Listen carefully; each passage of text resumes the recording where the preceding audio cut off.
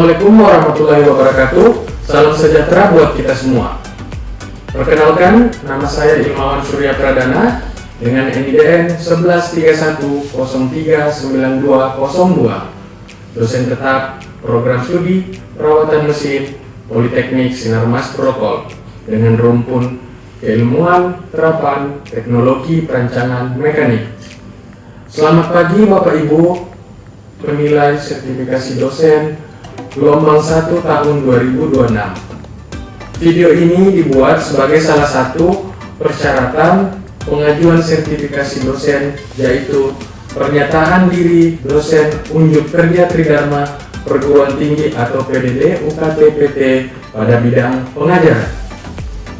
Dalam kesempatan ini, saya mengampu mata kuliah Basic Troubleshooting Alat Berat dengan kode mata kuliah PMP 2006 berbobot 2 SKS, dan mata kuliah ini termasuk dalam mata kuliah teori. Pertama-tama saya akan menyampaikan secara singkat mengenai yang pertama, capaian pembelajaran Prodi atau CPL, kemudian capaian pembelajaran mata kuliah atau CPMK, selanjutnya kemampuan akhir tiap tahapan mata kuliah atau sub CPMK, dilanjutkan dengan deskripsi mata kuliah, bahan kajian, serta sistem metode pembelajaran yang akan kita jalani bersama. Baik, yang pertama, capaian pembelajaran Prodi atau CPL. 1. Mampu menyelesaikan pekerjaan yang bersifat teknis, menganalisa data yang ada pada lapangan dengan beragam metode yang sesuai baik yang belum maupun yang sudah baku. 2. Mampu menyusun laporan preventive action dan corrective action pada tiap-tiap masalah mesin dan alat-alat. 3. Memahami standar kalibrasi baik yang berlaku secara nasional maupun internasional. 4. Menjunjung tinggi nilai-nilai kemanusiaan berdasarkan agama, moral, dan etika. Selanjutnya, capaian pembelajaran mata kuliah atau CPMK. 1. Mengaitkan antara modul dan perawatan aktual dengan beragam metode yang sesuai ketentuan. 2. Memahami dan menjelaskan tentang langkah perbaikan yang akan diambil pada tiap masalah mesin dan alat-alat. 3. Memahami dan menjelaskan tentang observasi. 4. Memahami dan menjelaskan tentang overheat pada engine dengan berbagai metode dan sesuai standar. Selanjutnya, kemampuan akhir tiap tahapan mata kuliah atau sub CPMK. Berikut capaian sub CPMK. Sub CPMK 1. Menjelaskan konsep langkah-langkah dalam troubleshooting. Sub CPMK 2. Menjelaskan alat-alat berat pada pertambangan. Sub CPMK 3. Menjelaskan menganalisa masalah pemilihan tools dan alat perlindungan diri. Sub CPMK 4. Menjelaskan dan menganalisa alat ukur dan pemaparannya pada unit alat-alat berat. Saat observasi atau inspeksi dan mengidentifikasi fuel dan error system. Sub CPMK 5 menjelaskan form maintenance. Sub CPMK 6 mengidentifikasi trouble pada alat-alat berat. Sub CPMK 7 menganalisa masalah pemilihan tools dan alat perlindungan diri.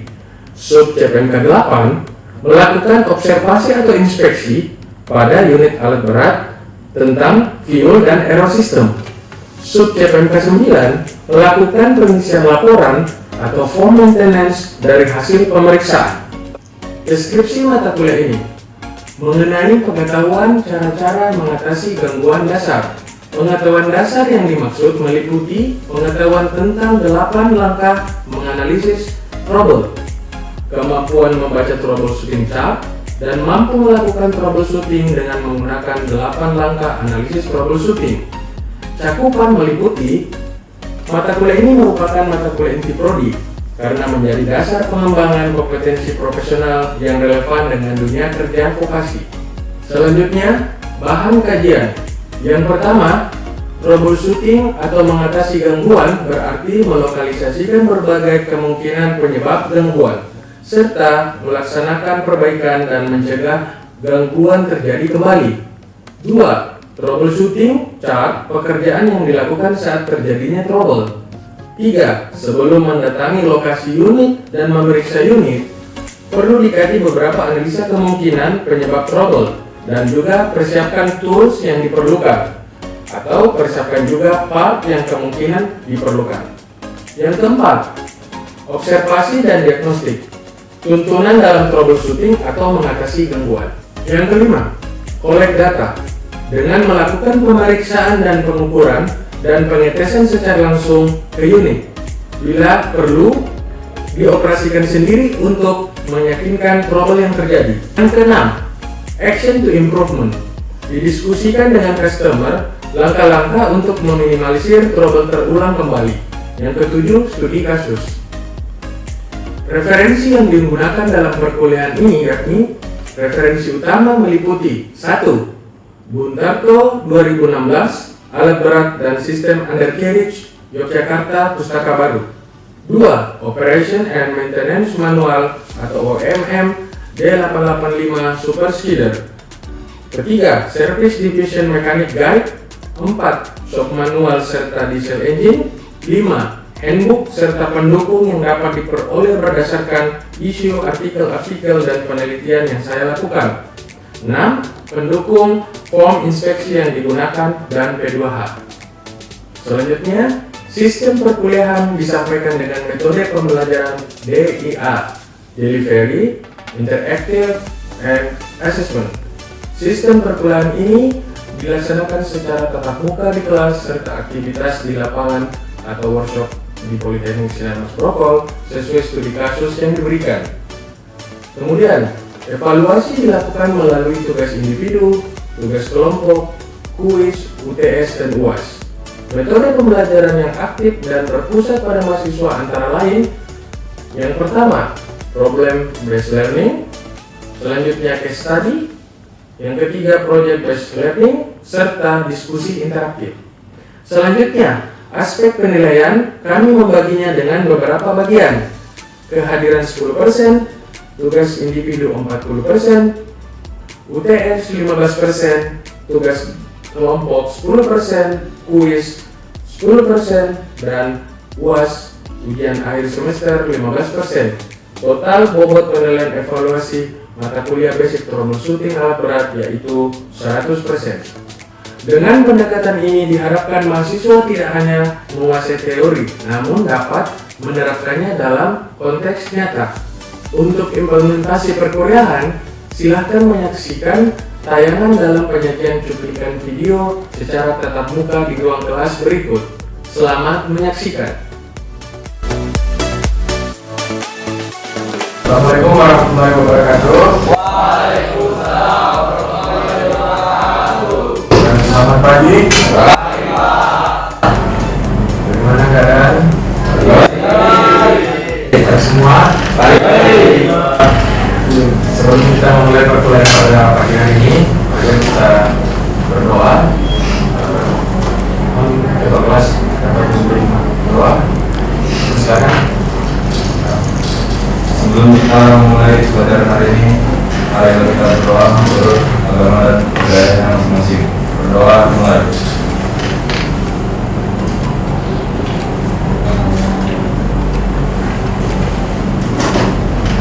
Berdoa selesai.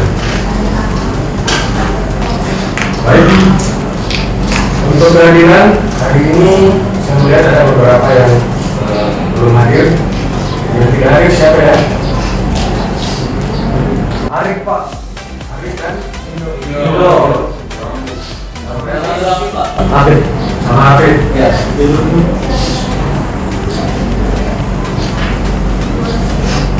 Baik, kita lanjutkan mata kuliah kita pada pagi hari ini, yakni basic troubleshooting alat berat. Kita sudah sampai pada pertemuan 15. Jadi pada pertemuan 12 ini sebelumnya kita telah mengaitkan beberapa modul maintenance dan basic troubleshooting yang telah kita paparkan sebelumnya di pertemuan ke-11 dan ke-10. Pada pagi hari ini kita memasuki tahap di mana kita mendiagnosa dan mengobservasi suatu analisa. Jadi saya jelaskan kembali, subjek PMK-nya adalah kita dapat mengajukan modul dan dapat mendapatkan analisa problem yang terjadi pada unit tersebut. Jika rekan-rekan tidak mendapatkan subjek PMK tersebut atau capaian pembelajaran masa kuliah, maka soal-soalan yang akan terjadi di kedepan hari akan menyulitkan rekan-rekan di dunia kerja nantinya. Ya, kalau dari sebelumnya, tahapan pertama dan kedua telah kita selesaikan, masuk di tahap observasi dan diagnosa. Yakni di mana pengenalan daripada spare part, pengenalan daripada dokumen-dokumen pendukung dari operator dan mekanik. Dokumen pendukung dari mendiagnosa atau mengobservasi suatu alat berat. Yang pertama ada dokumen OMM dan satunya apa lagi? Ada yang bisa sebutkan? Soft manual. Bisa disebutkan apa perbedaan dari OMM dan soft manual? Ada yang bisa sebutkan? Kalau OMM itu ditunjukkan untuk operator yang dilakukannya sehari-hari, sedangkan kalau soft manual itu diperuntukkan bagi teknisi. Jadi saya terus kembali ya, dari OMM diperuntukkan untuk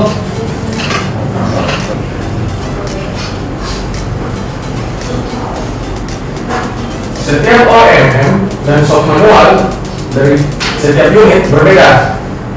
Jadi diharapkan kalian sebagai group leader nantinya yang mendapatkan pemecahan masalah daripada setiap trouble yang terjadi menguasai kedua dokumen tersebut.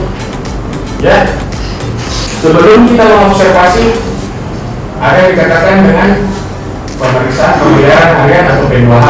Perbedaan dari P2H dan machine historical file, ada yang bisa sebutkan? Ya, silakan. Adalah dokumen atau sistem data rekam jejak, perawatan dan perbaikan menyeluruh yang merinci riwayat komponen dalam berat atau benaran. P2H fungsi mengidentifikasikan mesin membakar dalam diesel engine yang produksi tenaga untuk menggerakkan jalan. Jadi saya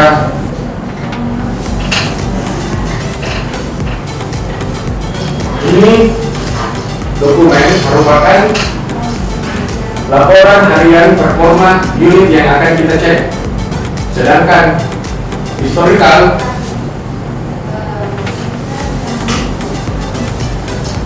mencakup keseluruhan apakah unit ini pernah mengalami breakdown, kapan historicalnya melakukan servis, apa yang telah suku cadang yang asli tersebut sudah diganti ataupun masih memakai original atau tidak. Ya. Kemudian selanjutnya di alat berat yang kita punya di workshop Politeknik ada 3. Yang pertama ekskavator, dozer, dan dumper. Nah, jadi pada saat kita melakukan observasi, form-form yang menjadi handbook kita akan saya bagikan sebelum mengobservasi. Namun yang perlu kita ketahui untuk di Komatsu PC 200 ini yang menjadi trouble utama biasanya terjadi pada overheating. Ya, sesuai dengan subjek PMK kita sebelumnya, mengaitkan dengan modul atau aktivitas perawatan mesin atau maintenance. Untuk di sini sebelumnya kita akan membagi kelompok yang akan fokus di mengobservasi ekskavator dan akan fokus di dozer. Untuk dumper nanti akan masuk di pembahasan selanjutnya. Ya. Selanjutnya untuk dozer di sini kebanyakan kita mengambil analisis daripada perawatan yang akan kita lakukan sehari-hari. Jadi kebanyakan nanti kita masuk di shop manual. Untuk OEM akan saya bagikan selanjutnya untuk browser. Sebelumnya akan kita laksanakan P2H dan pengecekan historikalnya. Ya, referensi terbesar daripada browser yang kita punya ada untuk shop manual ada di modul maintenance. Kemudian untuk dump truck, referensi yang bisa kalian ambil di sistem pendingin. Ini buku ajar yang saya terbitkan dengan tim penyusun ya, termostat pada dump truck Nissan CWB. Jadi di situ fokus daripada media pendingin ada. Kemudian inti daripada nantinya kita mendiagnosa karena rekan-rekan akan menghadapi beberapa operator dan mekanik. Pertama kita melakukan wawancara dengan narasumber. Narasumbernya siapa? Operator. Jangan dilakukan secara terburu-buru agar hasilnya akurat. Berikut item-itemnya bisa dicatat ya. Kemudian penyebab terjadinya suatu kegagalan ada yang disebut penyebab utama. Sebelumnya itu ada problem. Penyebab utama yang harus kita analisis, kemudian pemecahan masalahnya seperti apa.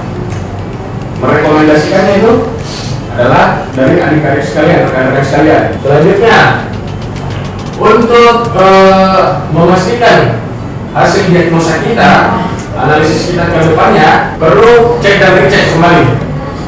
Kita pastikan sampai dengan pengetesan engine running, sehingga keakurasian kita sampai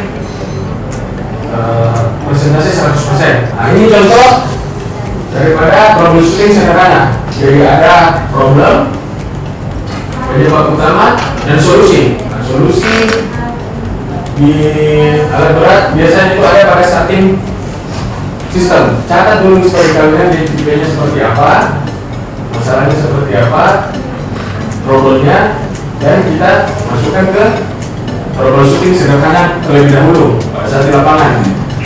Untuk menghubungkannya pada modul yang telah saya bagikan, nantinya ada troubleshooting chart yang dimana dapat mengidentifikasi probability, kemungkinan yang terjadi. Jadi kita hubungkan temuan yang ada di lapangan dengan troubleshooting chart yang kita sudah miliki. Troubleshooting ini setiap tahunnya kita update berdasarkan historical atau kemungkinan dan kecenderungan terjadinya kesalahan unit sebelumnya. Jadi ini bisa menjadi acuan kita untuk mendiagnosa suatu masalah atau problem yang ada di unit. Sampai di sini ada pertanyaan? Apakah jelas saya sampaikan tadi? Oke, silakan. Sebelumnya nama saya Mas Dewi Sutro. Pada hari ini saya akan bertanya. Tadi yang sudah dijelaskan tentang ukuran OMM Ya. atau operation and maintenance manual. Bisa nggak beri contoh untuk troubleshooting sederhana pada unit besar? Oke. Berdasarkan troubleshooting sederhana, ada problem, penyebab utama, solution. Misalnya kita temukan di tuas pengereman brake system menghasilkan unit tetap berjalan, sehingga penyebab utamanya adalah tuas atau oil brake. Pemecahannya adalah cek indikator oil. Kalau perlu tambahkan, kalau itu berhubungan dengan tuas, berarti pergantian sambungan, baik itu sambungan ulir ataupun baut dan mur untuk komponennya. Bagaimana saudara Miki? Apakah bisa? Jadi temukan dulu problemnya, kemudian penyebab utamanya ditentukan, kemudian kita berikan solusinya. Setelah itu, seperti yang saya sampaikan, setelah kita umumkan atau melihat di troubleshooting chart, kita pastikan cek dan cek lagi sebelum unit dirancangkan. Oke, sampai di sini ada pertanyaan lagi? Saya Ya, silakan. belakang losnya Carson. Ya, jadi saya menganalisa trouble ini sampai 200. Apa yang harus saya lakukan? Jelaskan salah satu contoh. Oke. Jadi pertanyaannya sama dengan yang ini, namun ini berbeda ya.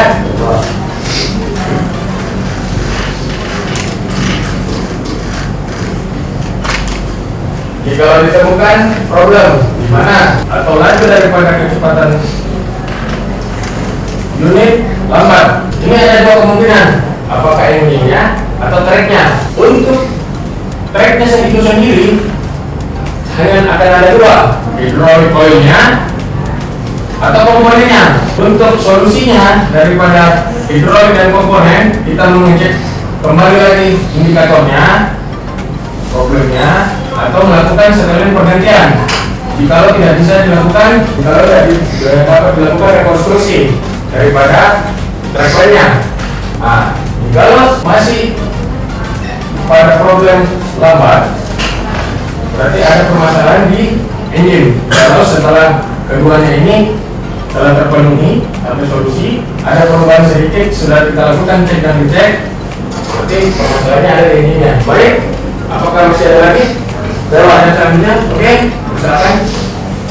Sebelumnya perkenalkan nama saya Dikir. Saya bertanya Pak tentang ini definisi atau arti tiap simbol yang ada pada trouble shooting chart. Oke. Trouble shooting chart seperti ini ya. Dari trouble shooting chart, simbolnya itu ada single circle. Untuk yang circle sama-sama kita kategorikan penyebab utama. Namun untuk yang double circle, kemungkinan yang sering terjadi, jadi kita berisain bahwa kemungkinan yang sering terjadi adalah double circle. Namun penyebab utama untuk yang circle sama-sama memiliki arti problemnya yang utama. Sedangkan segitiga adalah, sedangkan untuk yang hitam, faktor penyebab karena usia atau umur daripada komponen tersebut. Dapat dipahami? Jadi untuk membaca trouble shooting tersebut, trouble shooting chart tersebut, perlu kita pahami simbolnya dan bagaimana penanganan kasus selanjutnya. Oke, apakah masih ada pertanyaan lagi? Rekan-rekan? Jika tidak ada, saya langsung bagi kelompok untuk kondisi unit. Ada dua yang akan kita analisis, yakni ekskavator versi 200 dan sosial. Untuk yang bagian di sebelah kanan saya kelompok 1, sedangkan yang di kiri saya adalah kelompok 2. Ketuanya nanti Roberto dan Sandi di sini mengerjakan analisis tentang ekskavator. Sebelah kiri nanti untuk bulldozer. Bisa dilakukan dulu apa saja yang akan menjadi identifikasi utama kalian pada saat nantinya kita di lapangan. Bisa didiskusikan 5 menit untuk saya pastikan apakah materi yang saya sampaikan bisa kalian olah menjadi beberapa form nantinya. Baik, silakan rekan-rekan.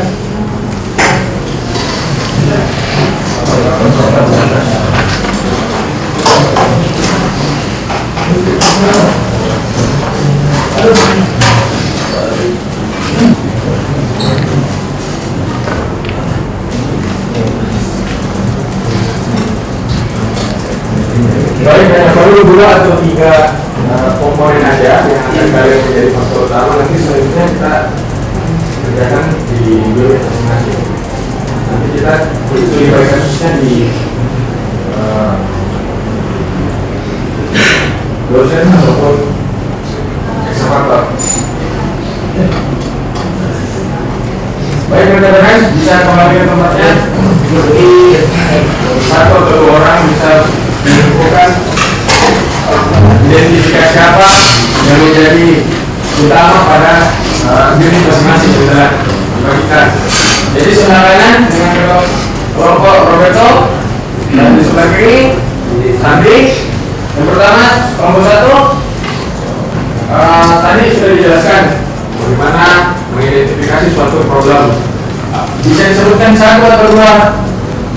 program sesuai dengan unit saudara di kelompok 1 yang bisa silakan. Oke Pak. Baik. Yang pertama itu Pak adalah acting dari frame, dan yang kedua itu sprocket kausan berbunyi. Itu yang akan nanti jadi faktor utama menganalisis ya. Ya Pak. Oke. Saya harapkan bisa nanti dikembangkan sampai dengan solusi. Selanjutnya ada yang bisa dari Saya Pak, baik tadi. itu kalau misalnya steering sama agresif di shift lever itu dimasukkan itu tidak bisa bergerak Pak. Oke. Itu pertama. Terus kalau yang kedua itu dari tekanan transmisi. Tekanan transmisi itu terlalu rendah Pak, jadi nggak bisa naik. Jadi akan ada dua faktor mungkin nanti dikembangkan lagi ya. Oh iya Pak.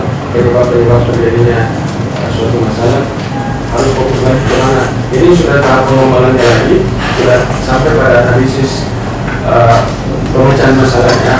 Namun nantinya perlu difokuskan lagi faktor apa aja dulu yang kita jadi semua. Ya, terima kasih. Ada pertanyaan selanjutnya sebelum kita akhiri pertemuan? Ya, kalau tidak ada. Terima kasih atas kesempatannya. Mohon dipersiapkan nantinya diri. Mari kita berdoa sesuai keyakinan masing-masing agar apa yang kita lakukan bermanfaat dan dapat bermanfaat ke depannya. Doa dimulai. Selesai. Terima kasih rekan-rekan sekalian. Assalamualaikum warahmatullahi wabarakatuh. Dan selamat pagi. Feelings that we shared are in the past. And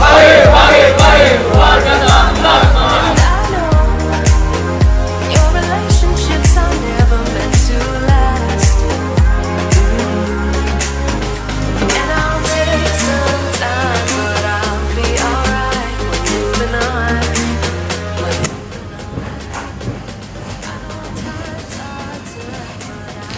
Sekian dan terima kasih telah menyaksikan video pembelajaran dalam mata kuliah Basic Troubleshooting Alat Berat Program Studi Perawatan Mesin Politeknik Sedamas Grogol. Semoga dapat menjadi pertimbangan sebagai pernyataan diri dosen dalam unjuk kerja Tridharma, dosen bidang pendidikan dan pengajaran pada proses pengajuan sertifikasi dosen gelombang 1 tahun 2026. Saya akhiri, salam sehat dan salam sejahtera buat kita semuanya. Wabillahi taufiq wal hidayah. Wassalamualaikum warahmatullahi wabarakatuh.